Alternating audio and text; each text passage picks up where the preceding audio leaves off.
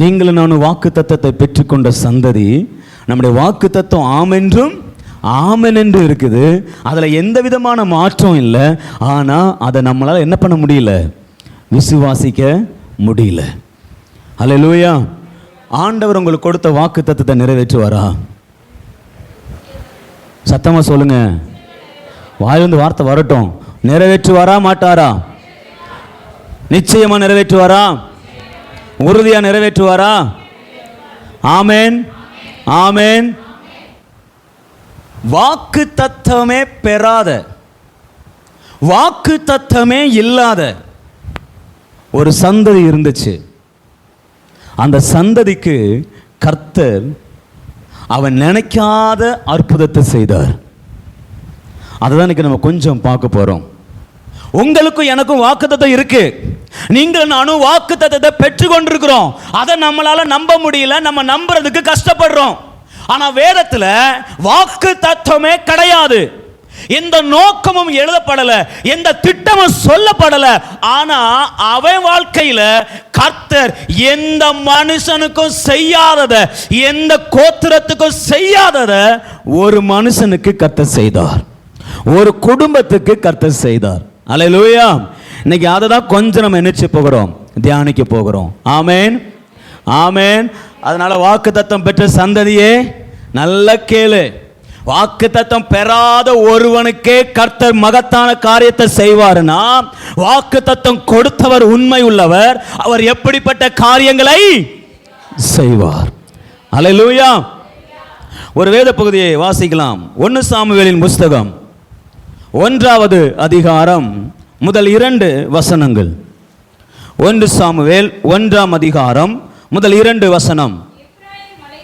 எப்ராயிம் மலை தேசத்தில் இருக்கிற சோப்பீம் எனப்பட்ட ராமதாயும் ஊரானாகிய ஒரு மனுஷன் இருந்தான். அவனுக்கு எல்கானா என்று பேர். அவன் எப்ராயிமியனாகிய சூப்புக்கு பிறந்த தோகுவின் குமாரனாகிய எலிகுவின் மகனான எரோகாமின் புத்திரன். அவனுக்கு 2 மனைவிகள் இருந்தார்கள். ஒருத்தி பேர் அன்னாள், மற்றவள் பேர் பெனினாள். பெனினாளுக்கு பிள்ளைகள் இருந்தார்கள், அன்னாளுக்கோ பிள்ளை இல்லை. நல்ல கவனிங்க. ஒரு வாக்கு தத்தம் பெறாத சந்ததியை குறித்து இப்ப நம்ம தியானிக்க போகிறோம். அந்த வாக்கு தத்தம் பெறாத சந்ததி யாருன்னா எல்கானாவின் சந்ததி. என்ன சந்ததி? இந்த எல்கானா யாருன்னா ஒரு லேவியன். நீங்க கேட்கலாம், அப்ப லேவியன் சொன்னா உனக்கு வாக்கு தத்தம் இருக்குல்ல, ஆசீர்வாதம் இருக்குல்ல? நான் உங்களுக்கு எக்ஸ்பிளைன் பண்றேன். எல்கானா ஒரு லேவியன், ஒரு தேவனாலே தெரிந்து கொள்ளப்பட்ட ஒரு கோத்திரம். தேவனாலே முன்குறிக்கப்பட்டு தேவனுக்காய் ஆராதனை செய்கிற, தேவனையை தொழுது கொள்ளுகிற ஒரு மிகப்பெரிய கோத்திரங்க, எல்லாவற்றிலும் ஒரு சிறந்த கோத்திரத்தில் வந்தவன் தான் இந்த எல்கானா. எப்ராயிமின் கோத்திரம் கிடையாது. அவன் என்ன கோத்திரம்? லேவி கோத்திரம். சொல்லுங்க, என்ன கோத்திரம்? லேவி கோத்திரம். ஸோ லேவி கோத்திரம்னா தேவனாலே தெரிந்து கொள்ளப்பட்ட நல்ல ஒரு குடும்பம். நம்மளை போல தேவனால் அழைக்கப்பட்டு, தேவனால் ரட்சிக்கப்பட்டு, தேவனால் முன்குறிக்கப்பட்ட ஒரு குடும்பம். இப்போ இந்த எல்கானாவுக்கு ஒரு மனைவி இருக்கிறாங்க. அவங்க பேர் என்ன? 2 பேர் இருக்கிறாங்க. ஒன்று பெனினாள், இன்னொன்று அன்னாள். அன்னாள் தான் மூத்தவள், பெனினாள் 2வது வந்தவள். எல்கானாவுக்கு பெனினாளை கொடுத்ததே யாரு தான்? அன்னாள் தான். ஏன்னா அன்னாளுக்கு குழந்தை இல்லாததுனால அன்றைய நாட்களில் தன் கணவருக்கு மனைவிமார்கள் இன்னொரு பெண் என்ன செய்வாங்க? கொடுப்பாங்க. அப்படி கொடுக்கிற முறையில் தான் அன்னாள் பெனினாளை எல்கானாவுக்கு என்ன செய்தாள்? திருமணம் பண்ணி கொடுத்தா. இப்போ நல்ல கவனிங்க. இப்போ எல்கானா அன்னாள் என்கிற 2 குடும்பம் இருக்கிறது. தேவனாலே தெரிந்து கொள்ளப்பட்ட குடும்பம் தான், தேவனாலே அழைக்கப்பட்ட குடும்பம் தான், தேவனாலே முன்குறிக்கப்பட்ட குடும்பம் தான். இன்னொரு காரியம் என்னன்னா, அன்னாளின் நாட்களில் ஆசாரியன் ஒழுங்கு கிடையாது. இஸ்ரவேல் ஜனங்கள் கர்த்தரை ஆராதிக்கல, தேவனை விட்டு விலகி போனாங்க. அவனவன் தன் இஷ்டப்படி போக ஆரம்பிச்சான். கர்த்தரை ஆராதிக்க ஆள் கிடையாது, கர்த்தருடைய வார்த்தையை கேட்க ஆள் கிடையாது, ஆலயத்தில் போய் கர்த்தருக்கு பலி செலுத்தவும் ஆள் கிடையாது. ஆனா இந்த எல்கானா குடும்பம் அன்னாள், எல்கானா மற்றும் பெனினா எல்லாரும் சேர்ந்து ஒவ்வொரு வருஷமும் 3 முறை, வருஷத்துக்கு 3 முறை தவறாம ஆலயத்துக்கு போவாங்க, தவறாம ஆராதிப்பாங்க, தவறாம பலி செலுத்துவாங்க, தவறாம கர்த்தரை மகிமைப்படுத்துவார்கள். அல்லேலூயா. முதல்ல தேவனால தெரிந்து கொள்ளப்பட்ட குடும்பம், ரெண்டாவது கர்த்தருக்கு உண்மையா இருக்கிற ஒரு குடும்பம். ஆமென். இந்த குடும்பத்தில் தான் ஒரு மிகப்பெரிய பிரச்சனை உருவாகிறது. இந்த குடும்பத்தில் இருக்கிற அன்னாள் இருக்காங்க பாருங்க, அன்னாளுடைய வாழ்க்கையை அந்த சம்பவத்தில் எடுத்து பார்த்தீங்கன்னா, அன்னாளை வேதம் எப்படி அடையாளப்படுத்தும்னா 2வது வசனம் முடியும் போது, அன்னாளுக்கோ பிள்ளை இல்லை. அன்னாளை வேதம் அடையாளப்படுத்தும் போது குழந்தை இல்லாதவளாய், தேவனுடைய ஆசீர்வாதம் இல்லாதவளாய் அடையாளப்படுத்துகிறது. இதுதான் அன்னாளுடைய அடையாளம். எத்தனை வருஷம் இந்த அடையாளம் தெரியுமா?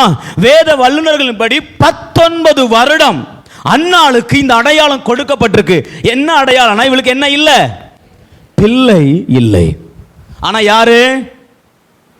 தேவன் ஆராதிக்கிற குடும்பம், அன்றைய நாட்களிலேயே கர்த்தரை உண்மையாய் தொழுது கொள்ளுகிற குடும்பம், அன்றைய நாட்களிலேயே கர்த்தரை உண்மையை ஆராதிக்கிற குடும்பம், தேவனுடைய வார்த்தைக்கு செவி கொடுக்கிற குடும்பம். அந்த குடும்பத்தில் இருக்கிற அன்னாளுக்கு என்ன இல்லை? சரி, அது மட்டும் பிரச்சனை இல்லை. பிள்ளைய தராம தடை பண்ணி வச்சிருக்கிறது யாரு? பிள்ளைய கொடுக்காம கற்பத்தை அடைத்தது யாரு? கர்த்தர். இப்போ இன்னொரு பிரச்சனை என்னன்னா, அன்னாளுக்கு எதிராக யார் நிக்கிற மாதிரி தெரியுது? கர்த்தர். அன்னாளுடைய ஜபத்துக்கு எதிரா, அன்னாளுடைய ஆசைக்கு எதிரா, அன்னாளுடைய வாஞ்சைக்கு எதிரா இப்ப யார் நிக்கிற மாதிரி இருக்கு? ஏன்னா கற்பத்தை அடைச்சது யாரு? முதல்ல அவள் அடையாளமே பிள்ளை இல்லாதவள், 2வது கர்த்தர் கற்பத்தை அடைச்சிருக்கிறாரு, 3வது இந்த பெனினாள் இருக்கா பாருங்க, அவ எப்ப அவங்கள வேதனைப்படுத்துவான்னா, எப்பெல்லாம் ஆலயத்துக்கு வர்றாலோ அப்போதெல்லாம் அன்னாளை எவ்வளவு அவமானப்படுத்தணுமோ, எவ்வளவு வேதனைப்படுத்தணுமோ, எவ்வளவு கஷ்டப்படுத்தணுமோ அவ்வளவாய் கஷ்டப்படுத்துகிற ஒரு நபர். ஒவ்வொரு முறை ஆலயத்துக்கு வரும் பொழுதும் அன்னாள் அழுது கொண்டே இருப்பா. நம்ம முத நாள் ஆலயத்துக்கு வர்றோம், யாராச்சும் ஏதாச்சும் ஒரு பிரச்சனை வந்தோன்னு அடுத்த நாள் என்ன யோசிப்போம்? இந்த சபையை விட்டுட்டு இன்னும் சபைக்கு போயிடுவோம். ஏன்னா அங்கே என்ன இருக்கு? பிரச்சனை. சரி, அதையும் தாண்டி இந்த வாரம் போய் அடுத்த வாரம் போனால் மறுபடியும் அதே பிரச்சனை. எவ்வளோ நாள் வரைக்கும் பொறுத்திருப்பீங்க? ஆனால் அன்னாள் கர்த்தருடைய ஆலயத்துக்கும் கர்த்தருடைய ஆராதனைக்கும் ஒரு நாளும் தடை செய்யலை. பென்னினால் தடை செய்ய முடியவில்லை. அல்லேலூயா. இந்த உலகத்தில் உங்களுக்கு பெனினால் இருக்க தான் செய்வாங்க. எனக்கு பெனினாலே இல்லை பிரதர், நான் நல்லா இருக்கேன் பிரதர், கையை தூக்கி பார்க்கலாம். ஒருத்தர் இல்லை, 100% பாஸ். அப்போ எல்லாருக்கும் யார் இருக்காங்க? சத்தமா எல்லாருக்கும் யார் இருக்காங்க? ஆமேன். அநேக நேரங்களில் ஆண்டவரே எனக்கு எதிராய் நிற்கிறாரு, ஆண்டவர் என்னை கைவிட்டாரு, ஆண்டவர் என்னை மறந்துட்டாரு, ஆண்டவர் எனக்கு எதுவுமே செய்யாதது மாதிரி தெரியுது பிரதர். இந்த நினைவு வராதவங்க கையை தூக்குங்க. எப்பா இதுலயும் 100% பாஸ்.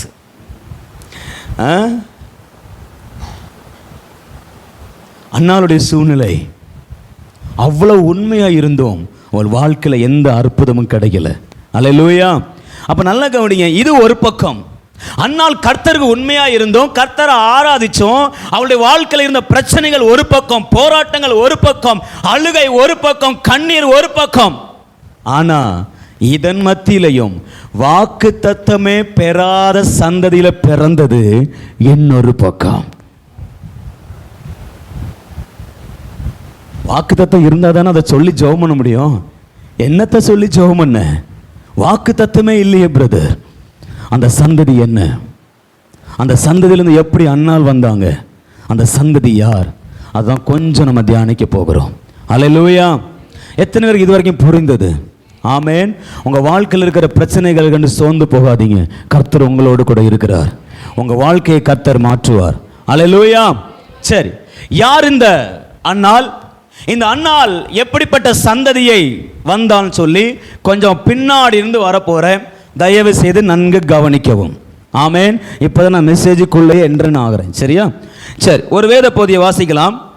1 நாளாகமத்தின் புஸ்தகம் 6ஆம் அதிகாரம் 33 38 வரைக்கும். 1 நாளாகமம் 6ஆம் அதிகாரம் 33 38 வரை. கோகாத்தியரின் குமாரரில் ஏமான் என்னும் பாடகன், இவன் யோவேலின் குமாரன், இவன் சாமுவேலின் குமாரன், இவன் யாருடைய குமாரன்? அப்போ இது யாருடைய சந்ததி? எல்கானா. எல்கானாவிற்கு மனைவி யாரு? அன்னாள். இப்போ அன்னாள் எல்கானாவினுடைய சந்ததியை இப்போ நம்ம பார்க்க ஆரம்பிக்கிறோம். சரியா? அவன் என்ன சந்ததி? சரி, இப்போ எல்கானாவின் குமாரன், இவன் எரோகாமின் குமாரன், இவன் எலியலின் குமாரன், இவன் தோவாகின் குமாரன், இவன் சூப்பின் குமாரன், இவன் இல்கானாவின் குமாரன், இவன் மாகாத்தின் குமாரன். அப்படியே 38வது வசனத்துக்கு வாங்க. 37 38. இவன் 37. இவன் தாகாதின் குமாரன், இவன் ஆசீரின் குமாரன், இவன் எபியாசாப்பின் குமாரன், இவன் கோராகின் குமாரன், இவன் இத்சாரின் குமாரன், இவன் கோகாத்தின் குமாரன், இவன் இஸ்ரவேலின் குமாரனாகிய லேவியின் குமாரன். அப்ப சாமுவேல் எல்கானா யாருடைய சந்ததி? லேவியினுடைய சந்ததி இல்லையா? இப்ப லேவியினுடைய சந்ததினா லேவிக்கு 4 பிள்ளைங்க. லேவிக்கு எத்தனை பிள்ளைங்க சொல்லுங்க? லேவிக்கு எத்தனை பிள்ளைங்க? 4 பிள்ளைங்க. ஒரு வசனத்தை வாசிங்க பார்க்கலாம். ஆதியாகமம் 46:11. ஆதியாகமம் 46:11. லேவியினுடைய குமாரர் கெர்சோன், கோகாத், மெராரி என்பவர்கள். இதுல 3 பேர் தானே சொல்லப்பட்டிருக்கு. இன்னொரு பேர் எங்க இருக்கு? வாசிங்க. என்னாகும் புஸ்தகம் 26:59. என்னாகமம் 26:59. அம்ராமுடைய மனைவிக்கு யோகேபேத் என்று பேர். அவள் எகிப்திலே லேவிக்கு பிறந்த குமாரத்தி. அப்ப லேவிக்கு இப்ப எத்தனை பிள்ளைங்க? சத்தமா சொல்லுங்க. 4 பிள்ளைங்க. 1 யாரு? கெர்சோன். 2வது யாரு? கோகாத். 3வது யாரு? மெராரி. இன்னொரு யாரு? யோகேபேத். இந்த யோகேபேத் யாருன்னா மோசே, ஆரோன், மிரியாம் இவர்களுடைய தாய் யோகேபேத். சரியா? இப்போ இந்த லேவிக்கு 4 பிள்ளைங்க. Gershon, Kohath, Merari, Jochebed. இப்போ இந்த எல்கானா இந்த 4 பேர்ல யாருடைய குமாரன், யாருடைய சந்ததியிலிருந்து வந்தான்னு வச்சீங்கன்னா கோகாத்தியருடைய சந்ததியிலிருந்து வந்தவன். யாருடைய சந்ததி? வாசிங்க. 4ஆம் புஸ்தகம் 6ஆம் அதிகாரம் 38வது வசனம். இவன் இத்சாரின் குமாரன், இவன் கோகாத்தின் குமாரன், இவன் லேவியின் குமாரன். அப்ப லேவிக்கு பிறந்த கோகாத்தியனுடைய வம்சத்தில் வந்தவன் தான் யாரு? எல்கானா. நான் சொல்ற எத்தனை பேர் புரியுது? இந்த சந்ததி ரொம்ப முக்கியம், மனசுல வச்சுக்கோங்க.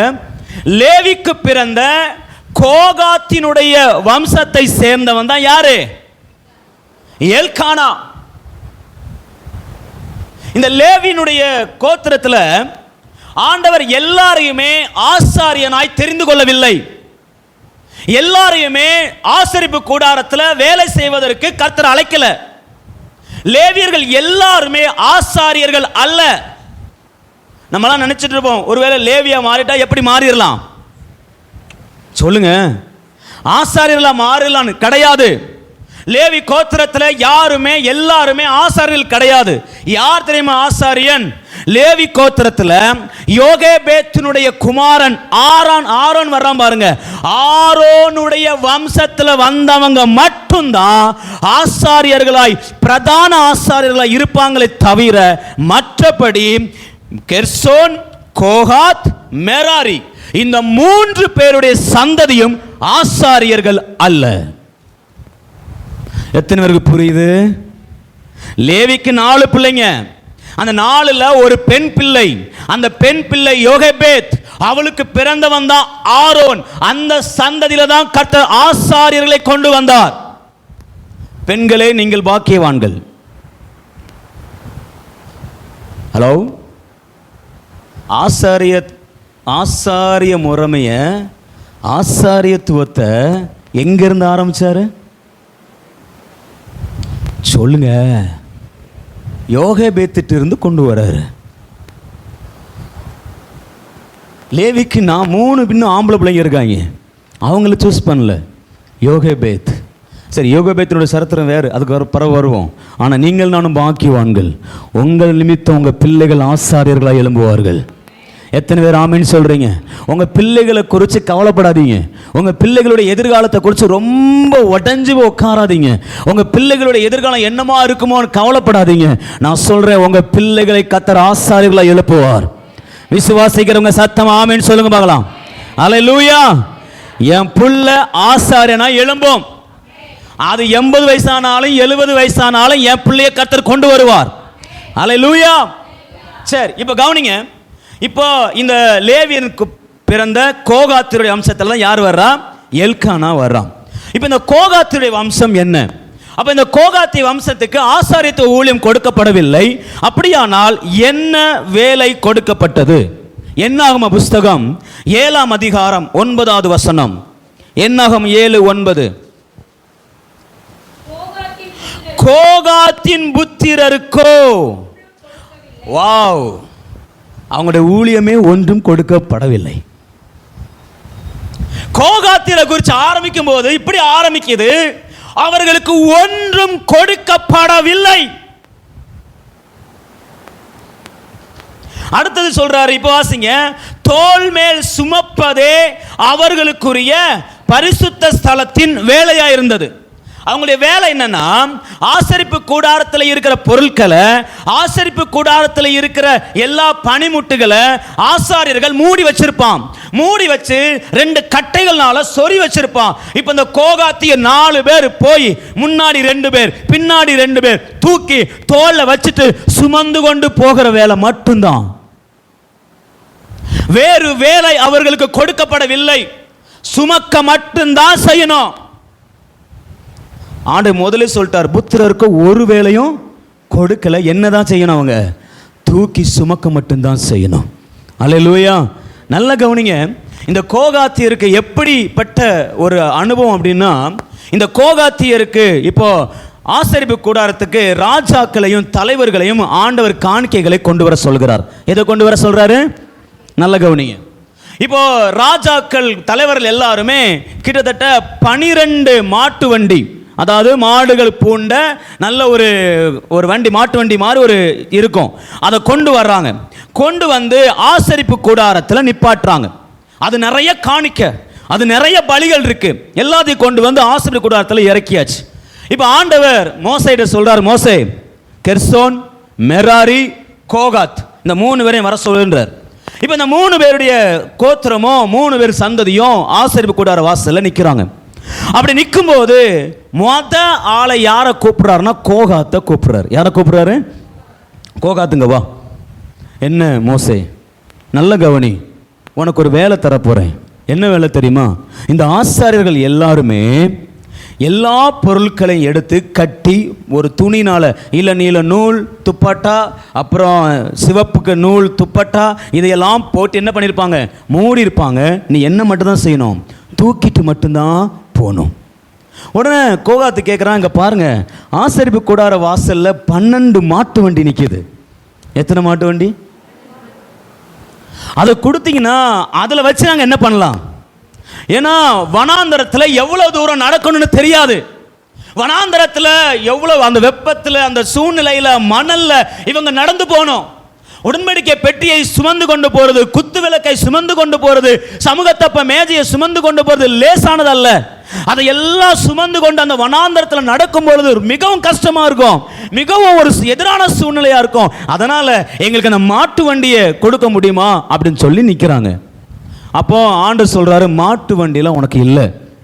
மாட்டு வண்டி யாருக்கு அப்படின்னா, இன்னும் 2 பேர் இருக்கா பாருங்க, இந்த கெர்சோனும் மெராரியும், அவங்களுக்கு மட்டும்தான் இந்த மாட்டு. ஒருத்தனுக்கு 4, ஒருத்தனுக்கு 6, இன்னொருத்தனுக்கும் 6 கொடுத்துரு. சரி, ஆமாம், ஒருத்தனுக்கு 2 வண்டிகள், 4 மாடும், இன்னொருத்தனுக்கு 8 மாடும்.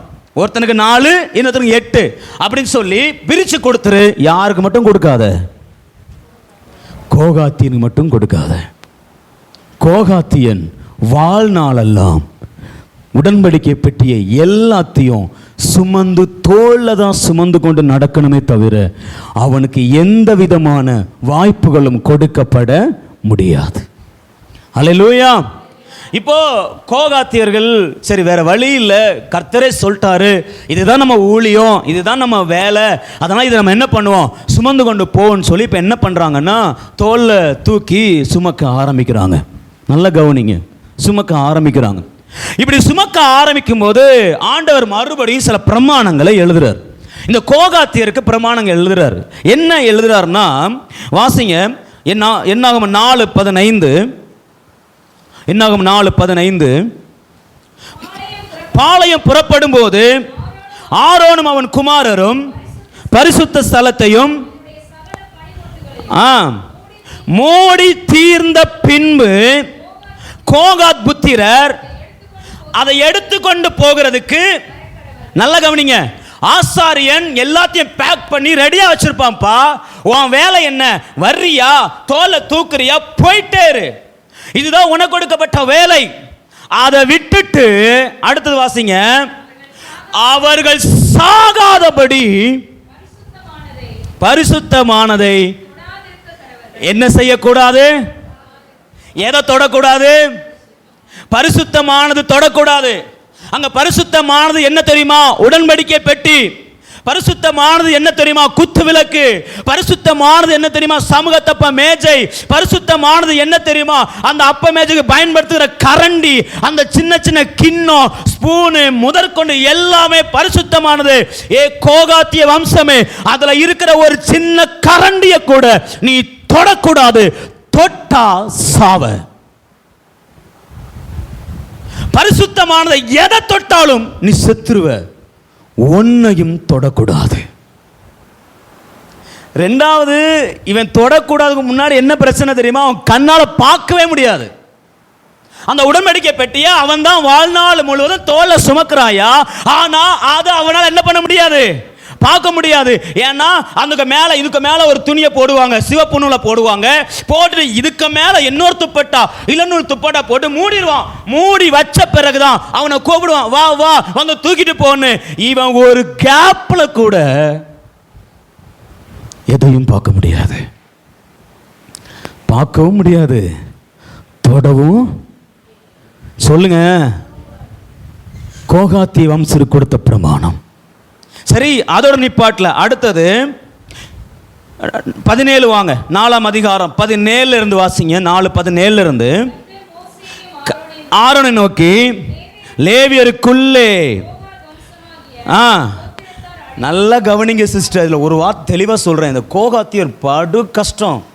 ஏன்னா இவன் கெர்சோன் இருக்கிறான், மெராரி நிற்கிறான், கோகாத்து நிற்கிறான். மற்ற அந்த மெர்க்குரி அவனையும் மெராரியையும் இவனையும் விட்டுறாங்க, கெர்சோனையும் விட்டுறாரு. இவங்களுக்கு எந்த பிரமாணமும் கிடையாது, இவங்களுக்கு எந்த விதமான ஒரு பிரமாணத்தை கர்த்தர் எழுதி கொடுக்கல, எந்த சட்டமும் கிடையாது. அவன் வேலையில அவனுக்கு எந்த விதமான சாவ குறிச்சோ பயத்தை குறிச்சோ பிரமாணம் கிடையாது. லேவியருக்கு பிறந்த அந்த கோகாத்தியனுக்கு மட்டும்தான் கர்த்தர் சொல்றாரு, நீ சாகாதபடி, நீ அழிந்து போக கூடாதபடி. வேற அந்த மெராரிய பார்த்தோ கெர்சோனை பார்த்தோ நீ சாக கூடாதபடி வராத, நீ தொடாத, நீ பார்க்காத, நீ உள்ள வராத, எதையும் சொல்லல. இவனை மட்டும், கோகாத்தியனை மட்டும் நிப்பாட்டி கத்த சொல்றாரு, உள்ள வராத, பார்க்காத, தொடாத. இப்ப சொல்றாரு வாசிங்க, அழிந்து போகாதபடி பாரு. கோகாத்தி வம்சமே, நீங்க அழிந்து போக கூடாதபடி பாருங்க.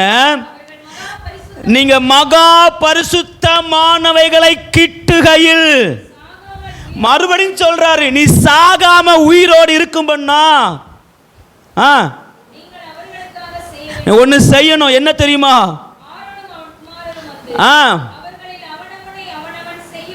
வேலைக்கும் நியமிக்க கடவர்கள், அவர்களோ சாகாதபடிக்கு பரிசுத்தமானவைகள் மூடப்படும் போது பார்க்கிறதுக்கு எங்க வரக்கூடாது, என்ன செய்யக்கூடாது? எதை பார்க்கக்கூடாது? பரிசுத்த ஸ்தலத்தில் இருக்கிற எந்த பொருளையும் பார்க்கக்கூடாது. பலிபீடம் முதற்கொண்டு, பலிபீடத்தில் சாம்பல் அல்ற கரண்டிய முதற்கொண்டு எதையும் கோகாத்து பார்க்கக்கூடாது. அப்படி பார்த்த செத்துருவ. சரி, அதோடு மட்டும் இல்ல, அடுத்தது சொல்றாரு, பார்க்கிறதுக்கு உட்பிரவேசியாமல். எங்க பிரவேசிக்க கூடாதான்? ஆலயத்துக்குள்ளேயே போக கூடாதியா. கோகாத்தி வம்சத்தை பார்த்து கர்த்தர் சொல்றாரு, நீ பரிசுத்தமான பொருளை தொடக்கூடாது, நீ பார்க்க கூடாது, அதை பார்க்கிறதுக்கு உள்ள போக கூடாது. அதை நீ கிட்ட தூக்கிறதுக்கு கிட்ட வரும்போது பயத்தோட வரணும். நான் பாத்திரக்கூடாது ஆண்டவரே, நான் தொற்றக்கூடாது ஆண்டவரே, நான் ஆலயத்துக்குள்ள போயிடக்கூடாது ஆண்டவரேங்கிற அந்த பயத்தோடு, அந்த நடுக்கத்தோடு, அந்த வேதனையோடு தான் அவன் ஒவ்வொரு நாளும் அந்த உடன்படிக்கை பெட்டியை தோலை தூக்கிட்டு போவான். இப்போ உங்களுக்கு இந்த வேலையை ஆண்டவர் கொடுக்கிறாரு. உங்க எண்ணம் எப்படி இருக்கும்? வாழ்நாள் முழுவதும் உடன்படிக்கை பெட்டியை சுமக்க போறது நீங்க தான். நீ பார்க்க கூடாது. அது என்ன நான் பார்க்க கூடாது? நான் தானே சுமக்க போறேன், நீயா சுமக்க போற? கொஞ்சம் யோசித்து பாருங்க. என்ன இருக்குன்னு தெரியாது, உடன்படிக்கை பெட்டி எப்படி இருக்குன்னு தெரியாது, எதை தூக்குறோன்னு தெரியாது.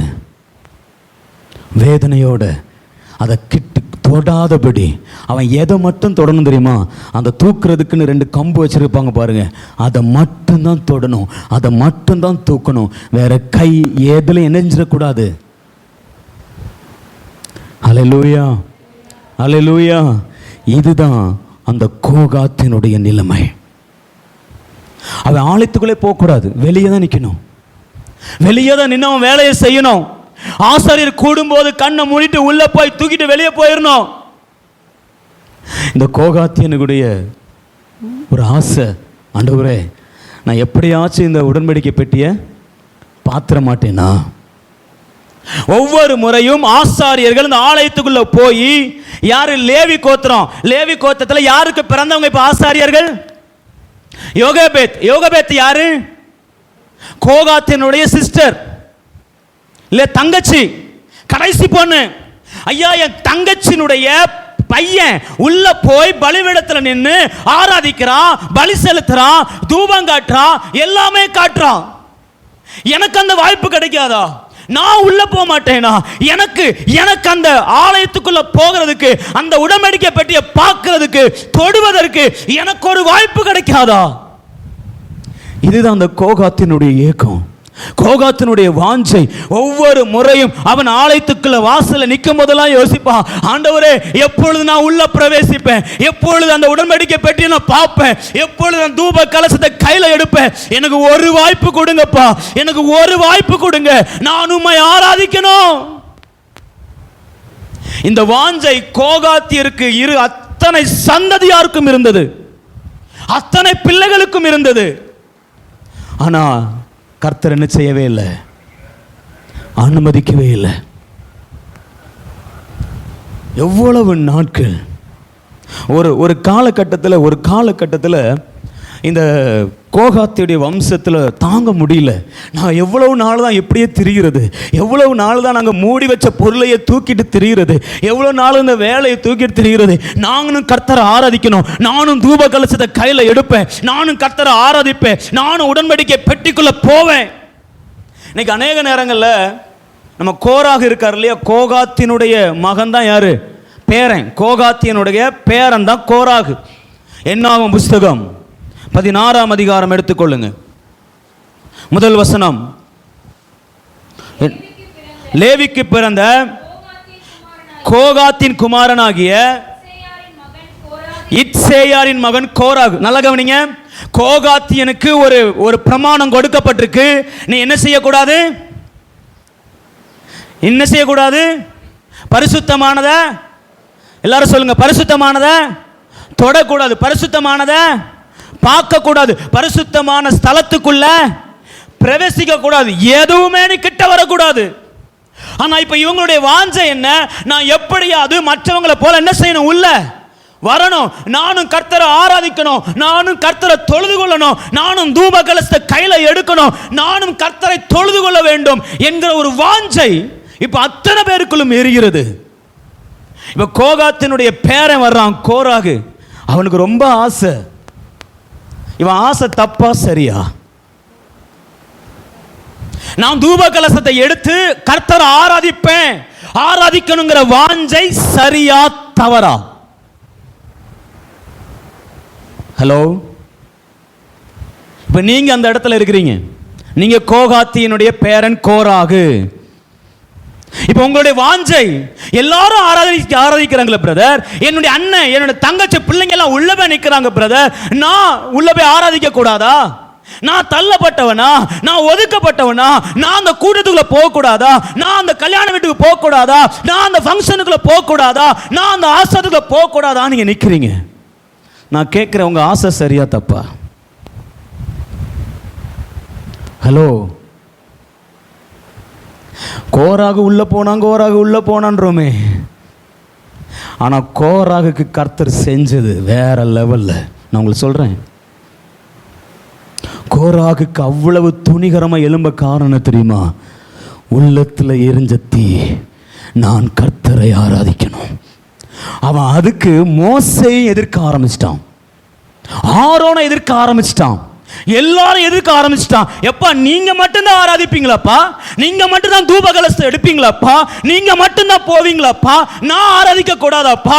நானும் ஆராதிப்பேன்னு சொல்லி நிற்கும் போதுதான் இப்ப இங்க என்ன பிரச்சனைனா, அவங்களுக்கு எதிராக என்ன எழுதப்பட்டிருக்கு? பிரமாணம். பிரமாணம் சொல்லுது, அவன் தொட்டா அவன் செத்தான், பரிசுத்த ஸ்தலத்துக்குள்ள பிரவேசிச்சா அவன் செத்தான். உண்மைதானே? அப்படிதான் ஆண்டவர் சொன்னாரு. சொல்லுங்க, ஆமாவா இல்லையா? உள்ள போனா செத்தான். கோராகின பார்த்தா சொன்னாரு, கோராகு உள்ள மட்டும் போயிடாத, போய்னா நீயும் உன் சந்ததி என்ன பண்ணிருவீங்க? அழிஞ்சு போயிருவீங்கன்னு கர்த்தர் பிரமாணமே கொடுத்தார். ஆனா கோராகு அது தெரியும், கோராகுக்கு அது தெரியும், தெரிஞ்சும் செத்தாலும் பரவாயில்ல, நான் கர்த்தரை ஆராதிக்கணும்னு சொல்லி மோசேயும் ஆரோனையும் எதிர்த்து பிரமாணத்துக்கு எதிராய் அவன் ஆலயத்துக்குள்ள பிரவேசிக்க ஆரம்பிக்கிறான். அந்த பரிசுத்த பொருளான தூப கலசத்தை கையில எடுத்து கர்த்தரை ஆராதிக்கும்படி ஆலயத்துக்குள்ள பிரவேசித்து தூபம் காட்ட ஆரம்பிச்சான். பாருங்க, பூமி வாயை பிளந்தது, எல்லாரும் உள்ள போயிட்டாங்க. ஆனால் ஒரு நற்செய்தி, கோராகு மட்டும்தான் போனான், அவன் பிள்ளைகள் சாகவில்லை. எல்லாரும் நினைக்கிறீங்க கோராகும் சேர்ந்தான பிரதர் உள்ள போனா, உள்ள போல. கோராகோடு சேர்ந்து வந்தாங்க பாருங்க, அவனுக்கெல்லாம் அடுத்த கோத்திரம். என்ன கோத்திரம்? ரூபன் கோத்திரம், தான் கோத்திரம், அந்தந்த கோத்திரத்தில் அவன்லாம் பிள்ளையோட உள்ள போனான். ஆனால் கோகாத்தி வம்சத்தில் கோராகு மட்டும்தான் உள்ள போனான். அவன் பிள்ளைகளை கர்த்தர் அழிக்கல, பிள்ளைகளை கர்த்தர் பாதுகாத்தார். ஹல்லேலூயா. காரணம் என்ன தெரியுமா? ஆனா தேவன் சொன்ன வார்த்தை என்ன பண்ணிருக்கணும் சொல்லுங்க? கொன்னு இருக்கணும் அவங்கள, அப்படிதானே? வாசிங்க பார்க்கலாம், 16ஆம் அதிகாரம் 40ஆம் வசனம்.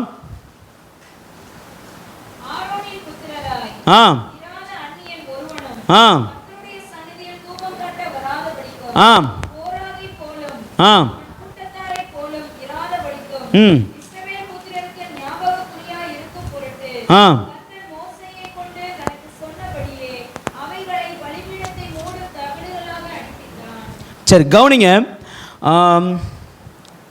ஓகே, இன்னொரு வசந்த காமிக்க நினைச்சேன். சரி, கவனிங்க. இப்போ கோராகு உள்ள போயிட்டான். உள்ள போய் வெளியே வரும்போது கோராகு சாகுறான். அவனோடு கூட வந்த மற்ற 250 பேர் என்ன பண்றாங்க? இப்ப அவங்க பிள்ளைகளோட சாகுறாங்க. ஆனா கோராகின் புத்திரர் என்ன செய்யல? சாகல. கர்த்தர் அவர்களை பாதுகாத்தார். இப்ப இன்னொரு பிரமாணம் கோராகுக்கு எதிராக எழுதப்படுகிறது.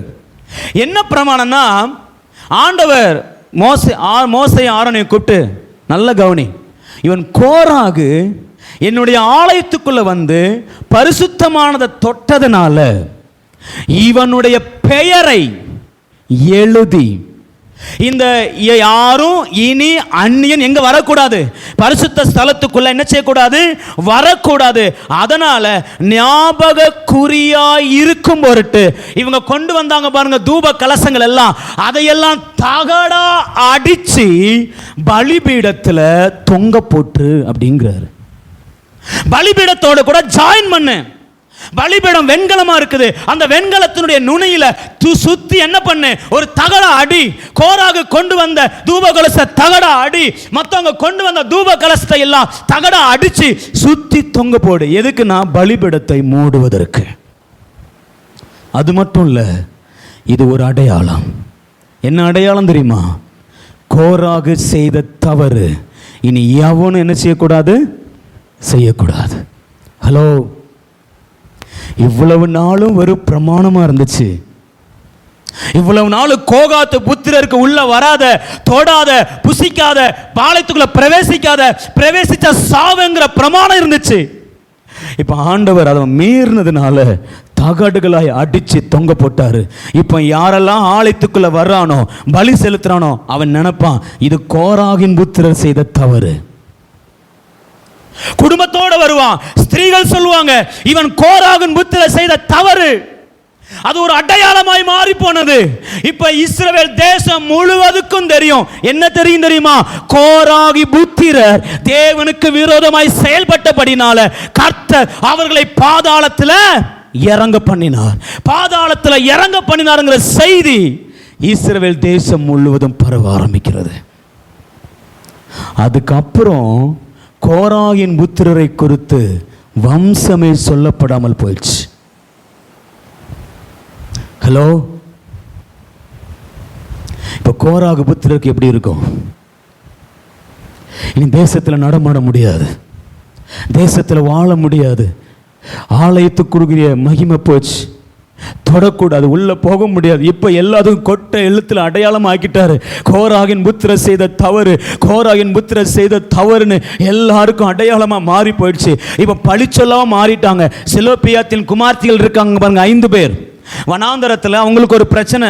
அவங்க சொத்துக்களை வேற ஒருத்தங்க ஆட்டை போட நினைக்கிறான், பறித்துக்கொள்ள நினைக்கிறான். அப்ப செயோப்பிதளத்தின் குமாரிகள் 5 பேரும் நேரா மோசேட்ட போய், மோசே எங்க பாருங்க, எங்க அப்பா ஒன்னும் கோராகின் வம்சம் அல்ல, எங்க அப்பா ஒன்னும் கோராக போல பாவம் செஞ்சவர் அல்ல, எங்க அப்பா ஒன்னும் தீமை செஞ்சவர் அல்ல, எங்க அப்பா ரொம்ப நல்லவரியா, அவர் வனாந்தரத்தில் மரிச்சு போனாரு, என் சொத்தை திரும்ப கொடுங்கன்னு சொல்லி யாரை வச்சு அடையாளப்படுத்துறாங்க தெரியுமா? கோராக.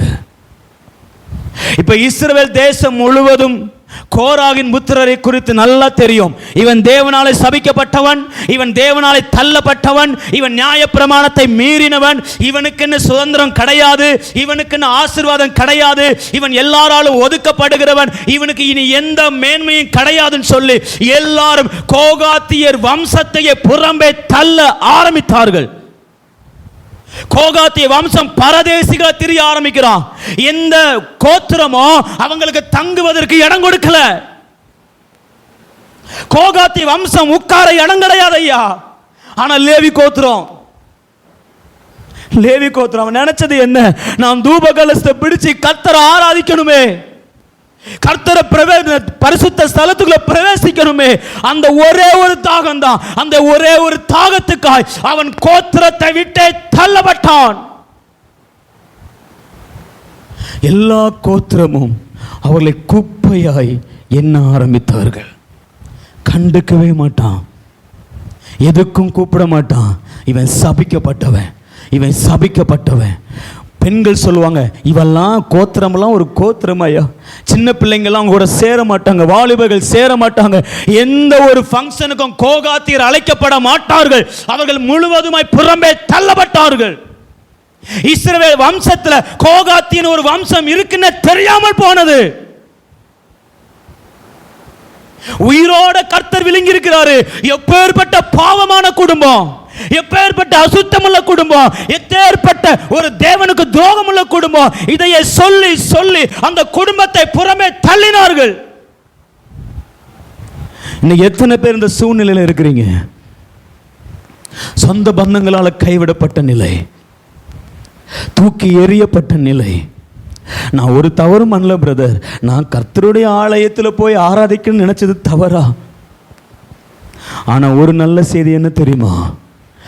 பூமியே வாயை பிளந்து விழுங்கினாலும், இஸ்ரவேல் கோத்திரமே எங்களை எதிர்த்து தள்ளினாலும், எந்த ஆசீர்வாதமும் எங்களுக்கு இல்லாம போனாலும், நாங்கள் தேவனுடைய பிள்ளைகள் என்கிற பெயர் எங்களுக்கு இல்லாமற் போனாலும், நான் ஒரு நாள் அந்த ஆலயத்தில் போய் கர்த்தரை ஆராதிப்பேன் என்கிற வாஞ்சை மட்டும் குறையவே இல்லை. நான் நிச்சயமா பரிசுத்த ஸ்தலத்துக்குள்ள பிரவேசிப்பேன். நிச்சயமா என் சந்ததி போகும். நான் இல்லைனா என் சந்ததி போகும். நான் இல்லைனா என் பிள்ளை போவான். நான் இல்லைனா அவன் போவான், இவன் போவான். எப்படியாச்சும் இந்த கோகாத்தி வம்சத்தில் ஒரு பிள்ளையாச்சும் மகா பரிசுத்த ஸ்தலத்துக்குள்ள பிரவேசிக்கும் என்பது ஒவ்வொருத்தருடைய நோக்கம். ஆனா அடுத்த கோத்திரம் சொல்லுது, இவன் குப்பை, இவன் எளியவன், இவன் பாதாளத்துக்குள் தள்ளப்பட்டவன், இவன் ஏற முடியாது. பாதாளத்துக்குள்ள போனவனை எவனும் தூக்கி விட முடியாது, எவனும் வெளியே வர முடியாது. இதுதான் உலகம் சொல்லும். உங்களை யாரும் தூக்க முடியாது. பாதாளத்துக்குள்ள போன தூக்க முடியுமா? வாசனம் சொல்லுது உயிரோட விழுங்கிடுச்சு. உயிரோட போனதுதான். இனி வெளியே இந்த வாஞ்சை ஒவ்வொரு கோத்திரமாய் மாறி மாறி மாறி எல்கானா வரைக்கும் வந்துச்சு. என்ன வாஞ்ச? நிச்சயமா பரிசுத்த ஸ்தலத்துக்குள்ள பிரவேசிப்பேன். எப்படி பதில் சொல்றீங்க? இந்த வாஞ்ச உள்ள வரைக்கும் வந்துச்சுன்னு வாசிங்க. 1 சாமுவேல் 2ஆம் அதிகாரம் 6வது வசனம். கர்த்தர் கொல்லுகிறவரும் உயிர்ப்பிக்கிறவருமாயிருக்கிறார். அவரே பாதாளத்தில் இறங்கவும் அதிலிருந்து ஏறவும் பண்ணுகிறவர். அல்லேலூயா. இஸ்ரவேல் கோத்திரம் சொன்ன பாருங்க, கோகாத்தி வம்சமே நீ பாதாளத்துக்குள்ள போனாலியா, பூமி உன்னை விழுங்கி போட்டுடுச்சு, உன்னால வெளியே வர முடியாது. ஆனா கோகாத்தி வம்சத்துக்குள்ள வாஞ்ச என்ன தெரியுமா? ஹே, நான் பாதாளத்துக்கு உள்ள போனாலும் கர்த்தர் என்னை ஏறி பண்ணுவதற்கு அவர் வல்லமை உள்ளவராயிருக்கிறார். அல்லேலூயா. பூமி வாயை பிளந்து பாதாளத்துக்கு போனதுக்கு அப்புறம் முத முறைய ஒரு பெண் சொல்றா. அதுக்கு இடையில நீங்க பாதாளங்கிற வார்த்தையே பார்க்க முடியாது பைபிள்ல.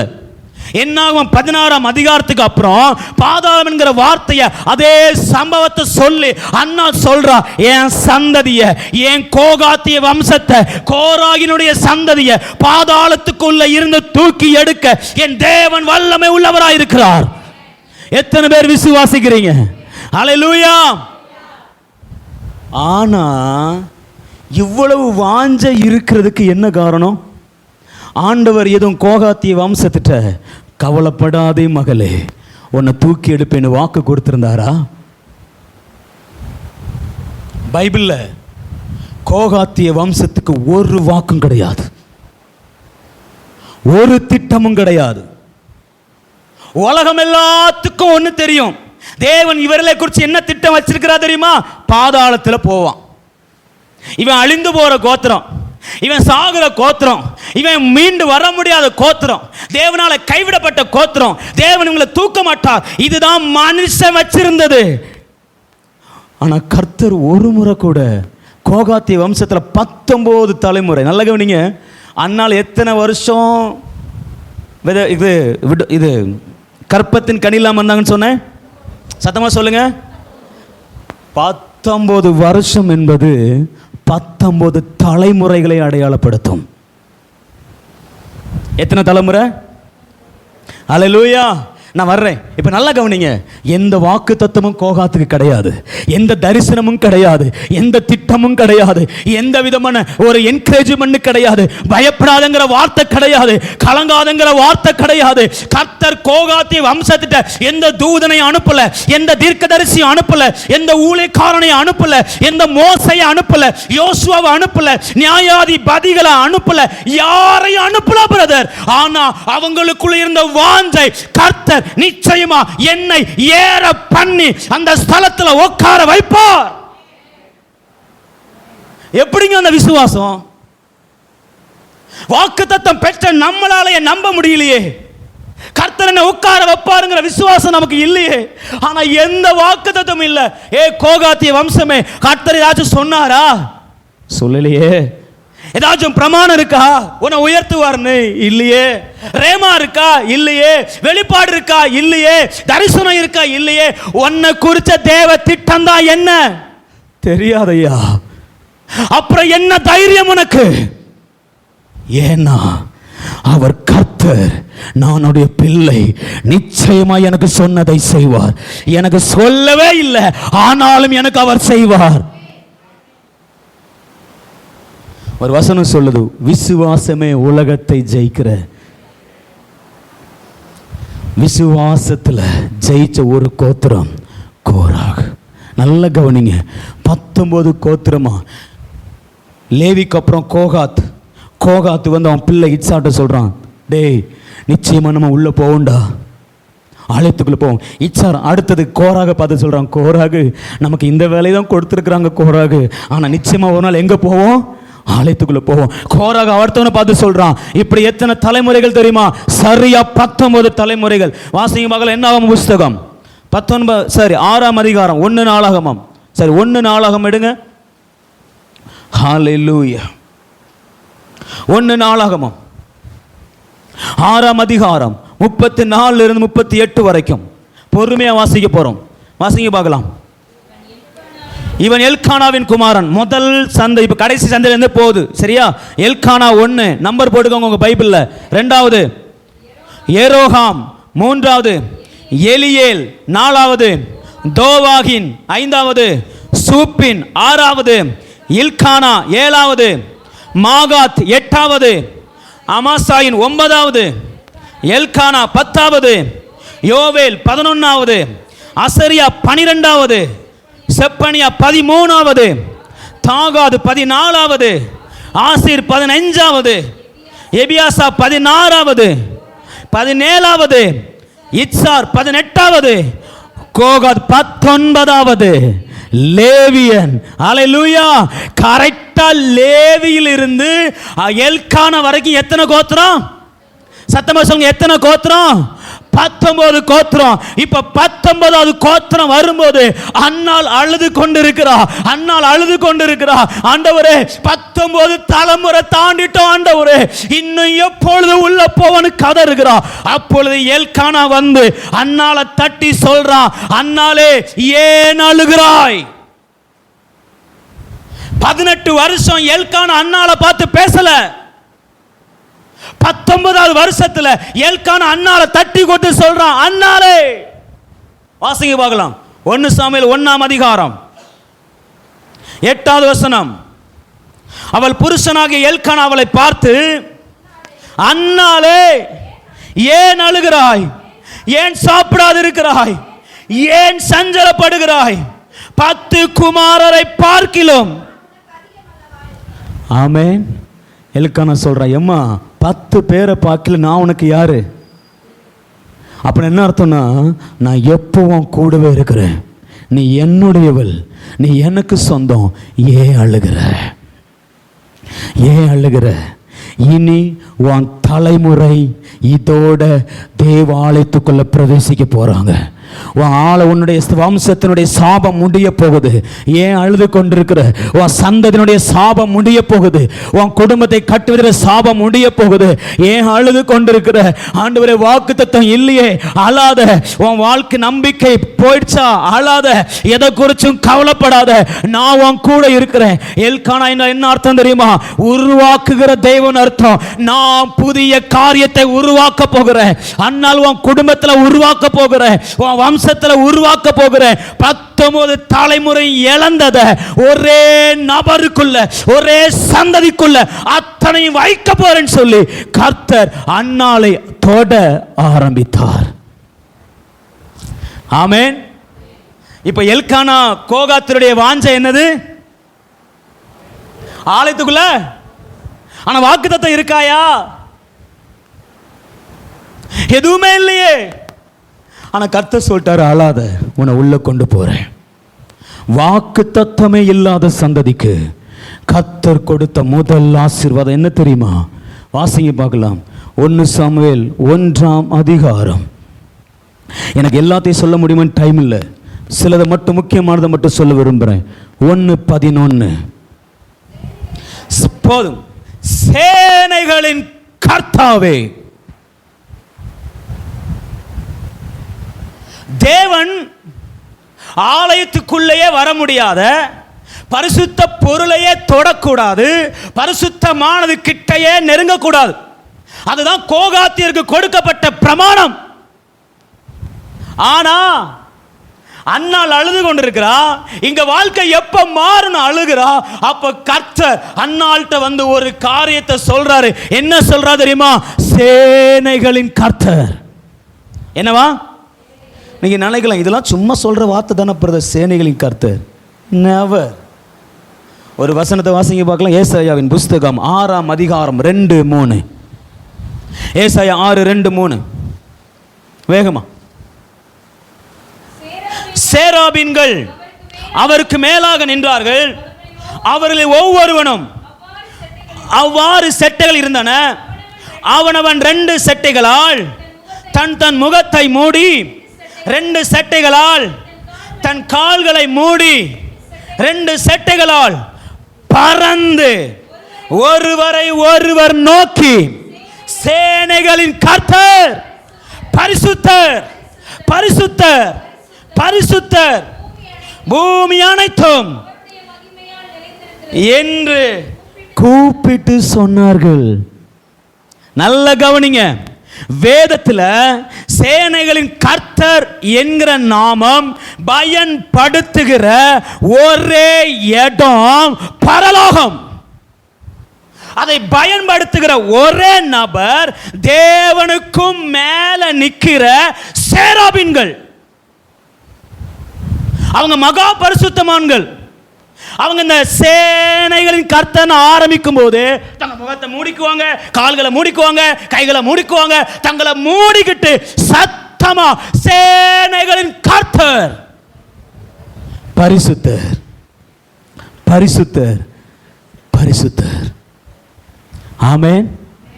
இந்த நாமம் பைபிள்ல பயன்படுத்தப்பட்ட இடம் எங்க தெரியுமா?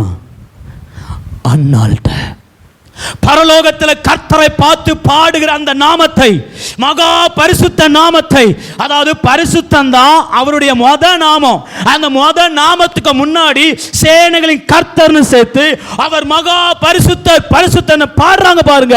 அந்த சேனைகளின் கர்த்தர் என்கிற நாமம் இன்னும் மகா பரிசுத்த நாமம். அந்த மகா பரிசுத்த நாமத்தை, பரலோக நாமத்தை, தேவ தூதர்களுடைய நாமத்தை கர்த்தர் முறையா பூமியில இறங்கி வந்து ஒரு பெண்ணை பார்த்து, வாக்குத்தத்தமே இல்லாத ஒரு ஸ்திரீயை பார்த்து சொல்றாரு, அன்னாளே நான் சேனைகளின் கர்த்தர். பரிசுத்தமானதை தொடக்கூடாது, பரிசுத்தமானதை பார்க்க கூடாது, பரிசுத்தமானதுக்குள்ள பிரவேசிக்க கூடாது. ஆனா அன்னாளை தேடி பரிசுத்தமே இறங்கி வந்துடுச்சு. ஹல்லேலூயா ஹல்லேலூயா. நீ உடன்படிக்கைப்பட்டதை தொடக்கூடாதுன்னு, சமூக தப்ப மேஜை தொடக்கூடாதுன்னு. இது என்னது? அவருடைய நாமம். அந்த நாமத்தை அன்னாள்கிட்ட வந்து சொன்னார் பாருங்க. ஐயா, ஆபிரகாம் பார்த்து கதை சொன்னார். வானத்தை போல் வானத்து நட்சத்திரம் இருக்கு, பூமியினுடைய மணலத்தனை உன்னை பெருக பண்ணுன்னு சொன்னப்போ கூட ஆபிரகாம் பார்த்து நான் சேனைகளின் கர்த்தடான்னு சொல்லல. ஆபிரகாம் வாக்குத்தத்தை பெற்றவனை பார்த்து சொல்லல, மோசையை பார்த்து சொல்லல. பிரமாணத்தை எல்லாம் பெற்றுக்கொண்டா பாருங்க. மலையில உட்கார்ந்து கடகடகடான்னு எழுதுறான். நான் 5 புஸ்தகத்தை உட்கார்ந்து எழுதும் போது கூட மோசை கேட்கிறான், அப்பா உங்க நாமம் என்ன? போடா, என் நாமத்தில் ஒன்றை சொல்ல முடியாது, இருக்கிறவரா இருக்கிறேன்னு சொல்லுன்ற மோசை அவ்வளவு தூரம் கேட்கிறான். உங்க நாமம் தெரியாம நான் போக முடியாது. வேணாம், இந்த நாமத்தை நான் இன்னொரு ஆளுக்கு வச்சிருக்கிறேன். யாருக்கு? அன்னாளுக்கு. இன்னைக்கு சொல்றேன், வாக்கு தத்துவமே இல்லாத ஒரு ஸ்திரீக்கு பரலோகத்தின் பரிசுத்த நாமத்தை கர்த்தர் கொடுப்பாருன்னு சொன்னா, உங்களுக்கு எனக்கும் வாக்கு தத்துவம் கொடுத்தவர் எவ்வளவு அதிகமாய் அதை செய்வார். சொல்லாத காரியத்தையே ஒருத்தருடைய விசுவாசத்தை பார்த்து கர்த்தர் பலமா செஞ்சார்னா இதுக்கு மேல அண்ணாளுக்கு செய்ய முடியாதுங்க. இதுக்கு மேல செய்ய முடியாது. ஏன்னா ஆண்டவருக்கும் மேல ஒண்ணு இருக்குன்னா அது சேனைகளின் கர்த்தர்ங்கிற நாமம் தான். அதுக்கு மேல ஒண்ணு இல்ல, அதுக்கு கீழே தான் எல்லாம் இருக்கு.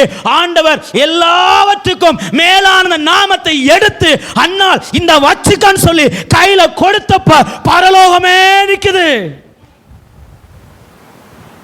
எத்தனை பேருக்கு விளங்குது?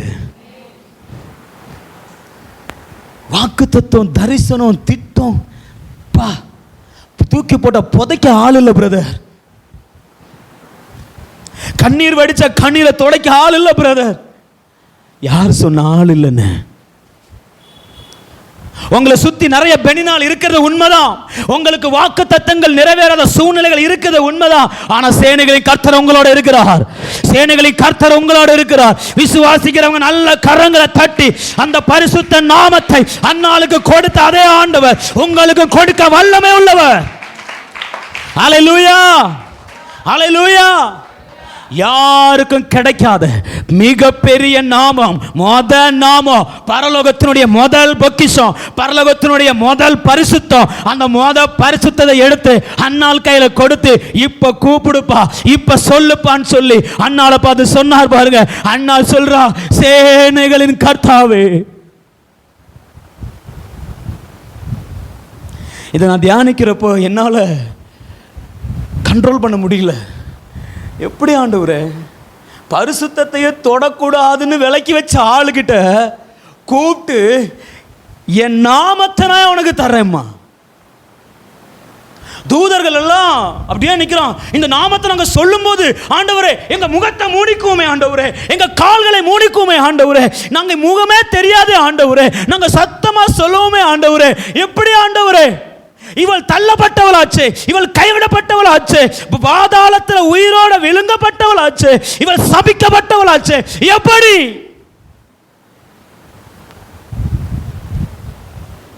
ஆமென். அன்னாள் என்றால் கிருபைன்னு அர்த்தம். கிருபை. உங்க மேல என் மேல வச்சிருக்கிற கிருபையின் அளவு இதை விட பெருசு. சத்தமாமின்னு சொல்லுங்க பார்க்கலாம். அன்னாளுக்கு ஆண்டவர் என்ன கொடுக்கணும்னு தெரியல. 19 கோத்திரமா வாக்கு தத்துவமே இல்ல, திட்டம் இல்ல, தரிசனம் இல்ல, ஒரு நோக்கம் இல்ல. என்னடா விசுவாசிக்கிறீங்க? ஒருத்தன் பிள்ளட சொல்றான், சந்ததி இஸ்ரவேல எவனும் சொல்லலங்க. வேற 11 கோத்திரம் இருக்கு. 11 கோத்திரத்துக்கு சொன்னார், இஸ்ரவேலே நீ பாக்கியவான், உன்னை விட பலமான ஜனம். அதை ஒருத்தனும் சந்ததிக்கு சொல்லி கொடுக்கல. அந்த சந்ததி எல்லாம் கர்த்தரை மறந்துட்டாங்க. ஆனா கோகாத்திய வம்சம் மட்டும், ஐயா நம்ம பாதாளத்துக்குள்ள போனவங்க தான், நாம் பரிசுத்த ஸ்தலத்துக்குள்ள ஒரு நாள் போவோம். நம்ம பாதாளத்துக்குள்ள போனவங்க தான், ஆனா மகா பரிசுத்தத்துக்குள்ள ஒரு நாள் போவோம். எத்தனை கோத்திரம், கோத்திரம், கோத்திரமா. ஆமென். இந்த விசுவாசம் நமக்கு இருக்கா? கர்த்தரனை எதிர்பார்க்கிறார். ஹல்லேலூயா, ஹல்லேலூயா. அப்ப ஆண்டவர் முதலாவது இந்த நாமத்தை அவர்களுக்கு கொடுத்தார். நல்ல கவனிங்க. அடுத்து நான் கொஞ்சம் வேகமா போறேன். இன்னும் கர்த்தர் செய்தது என்ன தெரியுமா? வாசிங்க பார்க்கலாம். 1 சாமுவேல் 3ஆம் அதிகாரம் 1 3 வரை வேகமா. சரி, அதுக்கு முன்னாடி இன்னொரு வசனத்தை வாசிச்சிடலாம். 3ஆம் அதிகாரம் கடைசி வசனம் வாசிங்க. கடைசி 3 வசனம் மட்டும், இதை மட்டும் வாசிக்கலாம். 19 வாசிங்க. சாமுவேல் வளர்ந்தான், கர்த்தர் அவனோடு கூட இருந்தார், தம்முடைய எல்லா வார்த்தைகளிலும் ஒன்றையாகிலும் தரையில விழுந்து போக விடவில்லை. சாமுவேல் கர்த்தருடைய தீர்க்கதரிசிதான் என்று தான் முதல் பெயர் சபா மட்டுமல்ல சகல இஸ்ரவேலருக்கும் விளங்கினது. கர்த்தர் பின்னும் சீலோவிலே தரிசனம் தந்தருளினார். கர்த்தர் சீலோவிலே தம்முடைய வார்த்தையினாலே சாமுவேலுக்கு தம்மை. எத்தனை பேருக்கு இந்த பகுதி விளங்கிச்சுன்னு தெரியல. எனக்கு இதை வாசிக்கும் போதே என்னால் ஜீரணிக்க முடியல. கர்த்தர் சொல்றாரு, சாமுவேலுக்கு தம்மை வெளிப்படுத்தினாராம். யாருக்கு? சாமுவேல் எந்த வம்சம் சொல்லுங்க? முதல்ல நாமத்தை கொடுத்து பார்த்தாரு, அவருக்கு பத்தலை. ஆண்டவருக்கு என்னடா அது, நாமத்தையும் மேல நாமத்தையும் கொடுத்துட்டேன், இவன் இன்னும் விசுவாசிக்கிறானே, இவருக்கு இதுக்கு மேலே நான் என்ன கொடுக்கறது, இவனுக்கு விசுவாசத்துக்கு நான் எதையாச்சும் பண்ணணுமே. ஆண்டவர் பார்க்குறாரு, இருந்தது போதும், இப்போ என்னையே நான் அவனுக்கு வெளிப்படுத்த போறேன், நீ தானே உள்ள வரக்கூடாது, இப்ப நான் வரேன்னு சொல்லி கர்த்தர் சாமுவேலுக்கு அந்த பரிசுத்த தெய்வத்தினுடைய நாமத்தையும் அந்த பரிசுத்த தன்மை உள்ள தேவனையும் தன்னையே சாமுவேலுக்கு வெளிப்படுத்தினார். நீ கோயிலுக்கெல்லாம் போகாதடா, ஆலயத்துக்குள்ள இருல, நான் உனக்கு வர்றேன், நான் உன்னை தேடி வர்றேன், நான் உன்னை தேடி வர்றேன், நான் உனக்கு என்ன வெளிப்படுத்துறேன், நான் உனக்கு என்ன காண்பிக்கிறேன் சொல்லி சாமுவேலை உட்கார வச்சு வசனம் சொல்லுது, பின்னும் வெளிப்படுத்தினார், பின்னும் வெளிப்படுத்தினார். அவருக்கு ஆசை முறை காமிச்சாரு, புரியல, இன்னும் திருப்தி ஆகல. மறுபடியும் சாமுவேல்ங்க வா, நான் உன்னை வெளிப்படுத்துறேன். பின்னும் சாமுவேல்ங்க வா, நான் உனக்கு வெளிப்படுத்துறேன். எனக்கு ஆசை அடங்கலடா, இன்னும் வா, என்ன வெளிப்படுத்துறேன்னு சொல்லி தன்னுடைய பரிசுத்த தெய்வத்தை சாமுவேலுக்கு காமிச்சிட்டே இருந்தாரு. எங்க தானே வரக்கூடாது, ஆலயத்துக்குள்ள தானே வரக்கூடாது, நானே வரேன். வாக்குத்தத்தம் பெறாத சந்ததிக்கு கர்த்தர் கொடுக்கிற ஆசீர்வாதம். வசனம் சொல்லுது, எல்லா சகல இஸ்ரவேலரும் பலி செலுத்தும் போதெல்லாம் இவன் சபிக்கப்பட்டவன், இவன் தள்ளப்பட்டவன், இவன் கைவிடப்பட்டவன் சொன்ன வாயெல்லாம் இப்ப சொல்ல ஆரம்பிக்குது, சாமுவேலோடு கர்த்தர் இருந்தார். சொல்லுங்க பார்க்கலாம், சாமுவேலோட கர்த்தர் இருந்தார். அடுத்தது சாமுவேல் சொன்னா எல்லாம் நடக்கும். சொல்லுங்க, சாமுவேல் சொன்னா எல்லாம் நடக்கும். அடுத்தது சாமுவேல் கர்த்தருடைய தீர்க்கதரிசி. சாமுவேல் கர்த்தருடைய தீர்க்கதரிசி. சொல்லுங்க, சாமுவேல் கர்த்தருடைய. அடுத்தது சாமுவேலுக்கு வாயில என்ன இருந்துச்சா? கர்த்தருடைய வார்த்தை இருந்தது. அடுத்தது சாமுவேலுக்கு கர்த்தர் என்ன பண்ணாரு? வெளிப்படுத்தப்பட்டார். இது எங்க இருந்து தெரியுமா?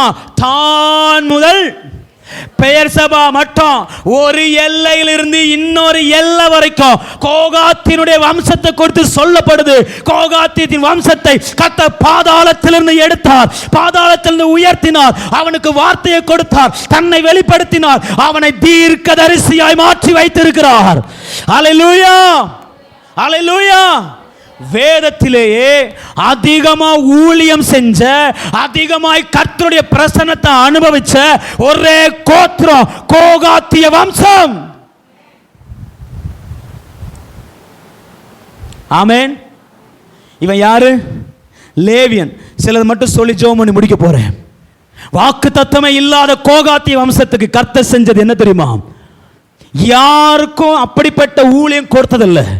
ஒரே மனுஷன் செஞ்ச ஊழியத்தை உங்களுக்கு சொல்றேன். சாமுவேலை கர்த்தர் ஏற்படுத்தும் போது அவனை முதல்ல லேவியனாய் கர்த்தர் ஏற்படுத்தினார். எப்படி ஏற்படுத்தினார்? சத்தமா சொல்லுங்க. அவன் லேவியன், ஏலிக்கு பணிவிடை செஞ்சான். பணிவிடை செய்கிற ஊழியனாய் சாமுவேல் இருந்தான். இரண்டாவது முதல் தீர்க்கதரிசி, இஸ்ரவேல் தேசத்தினுடைய, ஏன் உலகத்தினுடைய முதல் தீர்க்கதரிசியாய் அபிஷேகம் பண்ணப்பட்ட முதல் கோகாத்திய வம்சம். அல்லேலூயா.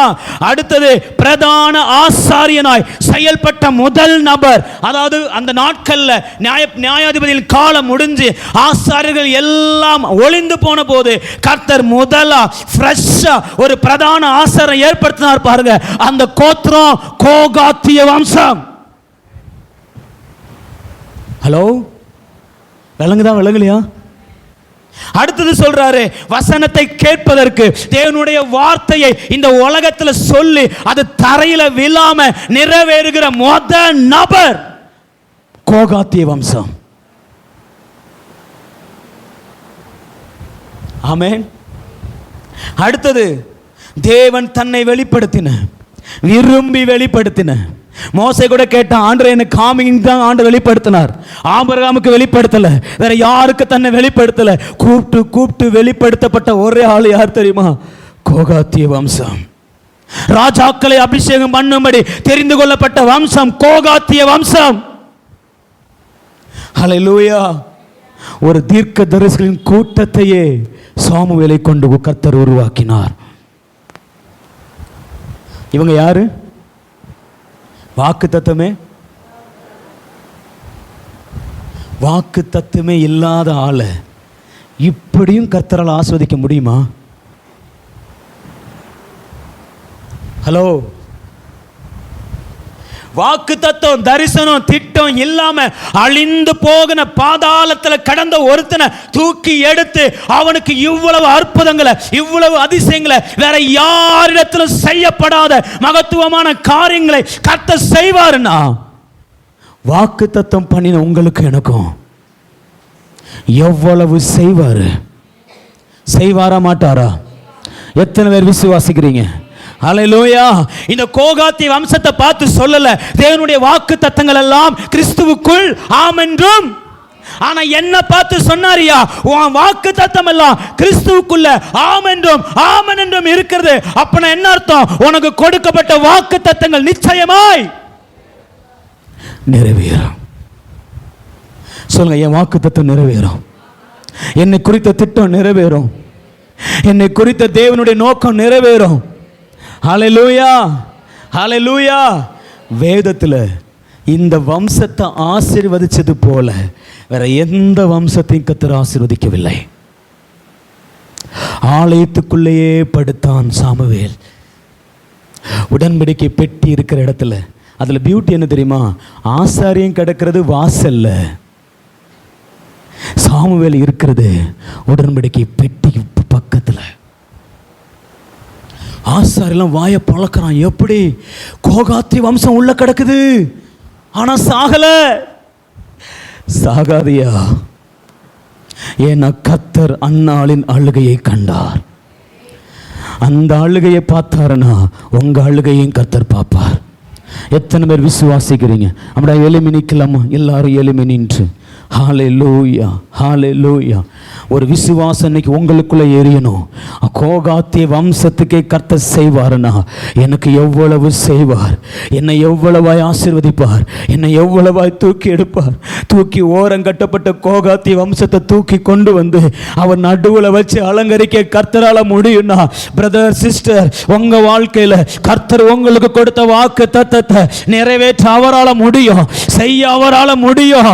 வாக்கு தத்தமே இல்லாத ஒரு குடும்பத்துக்கு கர்த்தர் ரசிச்சு ரசிச்சு ரசிச்சு செய்வாருன்னா, வாக்கு கொடுத்த உங்களுக்கு அவர் எவ்வளவாய் செய்வார், அவர் எவ்வளவாய் செய்வார். என்னைக்கு உங்களுக்கு வாக்கு தத்தம் கொடுத்தாரோ அன்னைக்கு அவருடைய கண்கள் உங்க மேல வைக்கப்பட்டாச்சு.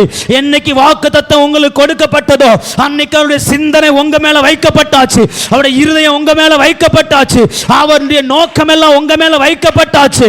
அவர் உங்களுக்காய் செயல்பட ஆரம்பித்து விட்டார். நிச்சயமாய் நிச்சயமாய் அவர் உங்க வாக்கு தத்தங்களை எல்லாம் எண்ணி எண்ணி எண்ணி எண்ணி எண்ணி செய்ய போகிறார்.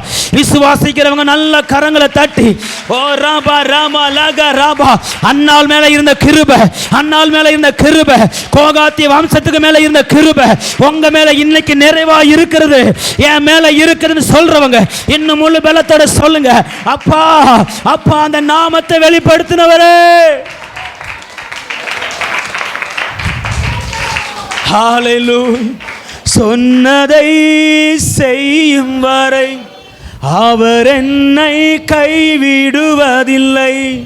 சொன்னதை செய்யும் வரை அவர் என்னை கைவிடுவதில்லை.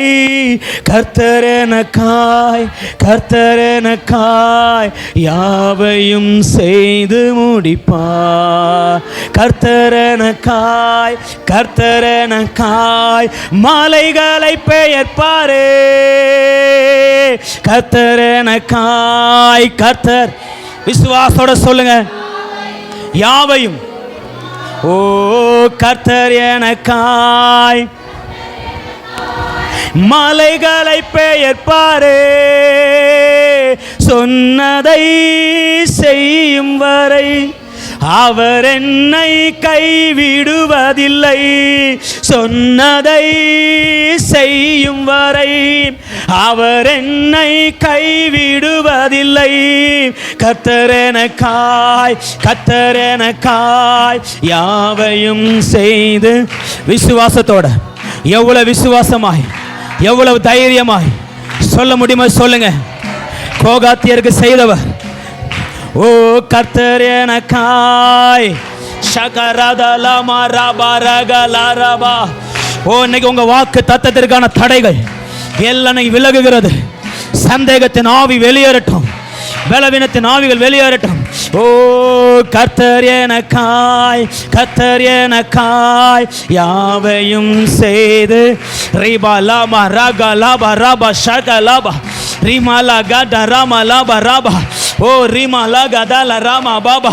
ஓ உங்க வாக்கு தத்தத்தை நிறைவேற்றுவதற்கு நீங்க பாதாளத்தில் கடந்தாலும், உங்க சந்ததி பாதாளத்தில் கடந்தாலும், உங்க வம்சம் பாதாளத்துக்குள்ள விழுந்தாலும், அதை தூக்கி எடுத்து அதை நிறுத்தி அந்த வாக்கு தத்தத்தை நிறைவேற்ற என் தேவன் வல்லமை உள்ளவர், என் தேவன் வல்லமை உள்ளவர்.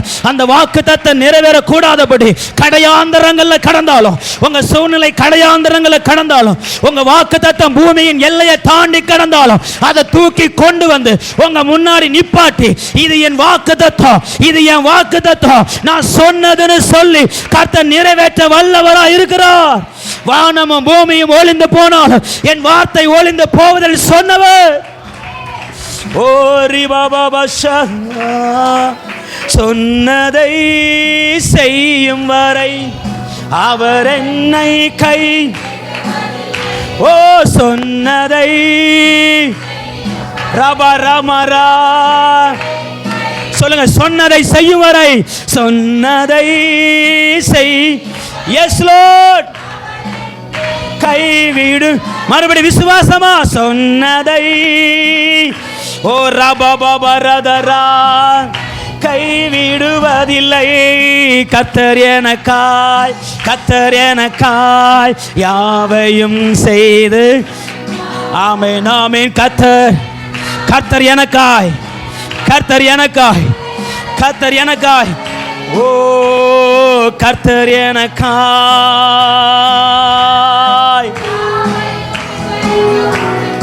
ஆமென். கர்த்தர் எனக்காய். பெயர் பாரே. எந்த வாக்கு தத்தமும் இல்லாம, எந்த திட்டமும் இல்லாம இருந்த அந்த கோகாத்தி வம்சத்தால விசுவாசிக்க முடியும்னா உங்களால என்னால விசுவாசிக்க முடியும். நீ கர்த்தரை எதிர்பார்க்கறது ஒன்னே ஒண்ணுதான். நான் செய்வேன்னு நீ நம்புறியா? நான் செய்வேன்னு நீ நம்புறியா? நீ கர்த்தர் உங்களை பார்த்து கேட்கிறார்.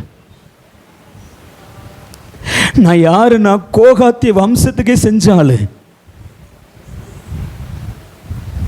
அது எத்தனை தலைமுறை ஆனாலும் நான் செய்வேன், செய்வேன். உனக்குன்னு வச்சதை யாரும் எடுக்க முடியாது.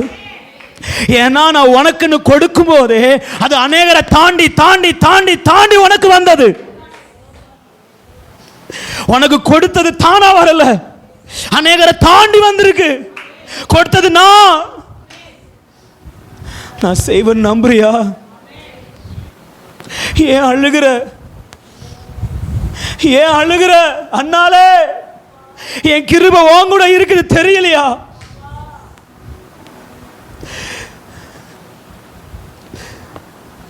எத்தனை முறை நான் தூக்கி எடுத்ததை மறந்துடாத. என்னால செய்ய முடியும். கர்த்தருடைய ஒரு வார்த்தை என்ன தெரியுமா? அவர் பாரத்தோட சொல்றார், என்னால முடியுமா? என்னால முடியும். உனக்கு நான் சொன்னதை செய்ய என்னால முடியும். என்னால முடியும். அந்த உலகத்துல இல்ல.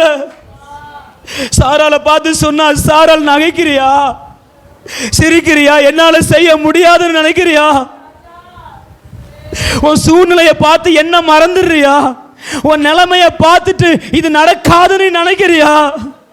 சரீரம் செத்து போச்சே பிரதர், என் வாக்குத்தத்தம் எல்லாம் மறிச்சு போச்சே பிரதர், என் வாழ்க்கையில இவ்வளவு எதிரான சூழ்நிலை இருக்க பிரதர், அந்த வாக்குத்தத்தம் நிறைவேறுமா நினைக்கிறியா? உன் நினைவுகளை விட அவருடைய வாக்கு பெரியது. உன் நினைவுகளை விட அவருடைய வாக்கு பெரியது. உன் நினைவுகளை விட என் வாக்கு பெரியது. உன் சூழ்நிலையை விட என் வாக்குத்தத்தம் பெருசு. நான் சொன்னதை செய்வேன். இஸ்ரவேலே கர்த்தரை நம்பு, கர்த்தரை நம்பு. இஸ்ரவேலே அவருன் துணையும் கேடகமானவர், அவருன் துணையும் கேடகமானவர். கடைசி ஒரே ஒன்று சொல்லி முடிக்க போகிறோம். அப்பாவுக்கு நேர கையை உயர்த்தி சொல்லுங்க, நான் உங்களை நம்புகிறேன் ஆண்டவரே, நான் உங்களை நம்புகிறேன், உங்களை நம்புகிறேன். எனக்கு உங்களை நம்ப மட்டும்தான்ப்பா தெரியும், வேற எதுவும் எனக்கு தெரியாது. நான் உங்களை நம்புகிறேன். எனக்கு நான் நம்புறதுக்கு உகந்த ஒரு ஆள் நீங்கள் மட்டும்தான்ப்பா. ஏன்னா அந்த உலகத்தில் நான் நம்புறதுக்கு யாரும் இல்லை. நான் நம்புறது என் கணவனை நம்ப முடியாது, என் மனைவியை நம்ப முடியாது, என் பிள்ளைகளை நம்ப முடியாது, என் சகோதரர்களை நம்ப முடியாது, என் நண்பர்களை நம்ப முடியாது, என் வேலையை நம்ப முடியாது, என் பதவியை நம்ப முடியாது. நான் நம்ப முடிஞ்ச ஒரே ஆளு நீங்க தான்ப்பா, நீங்க தான்ப்பா. உண்மையா நாங்க நம்புறோம், அண்ணால போல நாங்க நம்புறோம். நாங்க பாதாளத்தில் கடந்தாலும் எங்களை தூக்கி நிறுத்த என் தேவனால முடியும்னு நம்புறோம். குப்பையில கடந்தாலும் எங்களை தூக்கி ராஜாக்கள் மத்தியில உட்கார வைக்க, ராஜாக்கள் அபிஷேகம் பண்ணுகிற தலைவராய் மாற்ற உம்மால ஆகும்னு நம்புறோம். நம்புறோம் ஆண்டவரே, நம்புறோம்ப்பா. உம்முடைய கரங்களை ஒப்பு கொடுக்கிறோம். எங்க கண்ணீரை கண்கிறவர் நீர், எங்கள் வாக்கு தத்தங்களை எல்லாம் நிறைவேற்றுகிறவர் நீர். மனதார நன்றி செலுத்துகிறோம். எங்களை தொடர்ந்து வழி நடத்தும் இயேசுவின் நாமத்தில் பிதாவே. என் ஆத்துமாவே கர்த்தரை ஸ்தோத்திரி, என் முழு உள்ளமே பரிசுத்த நாமத்தை ஸ்தோத்திரி. என் ஆத்துமாவே கர்த்தரை ஸ்தோத்திரி, அவர் செய்த சகல உபகாரங்களையும் மறவாது. ஆமென், ஆமென், ஆமென்.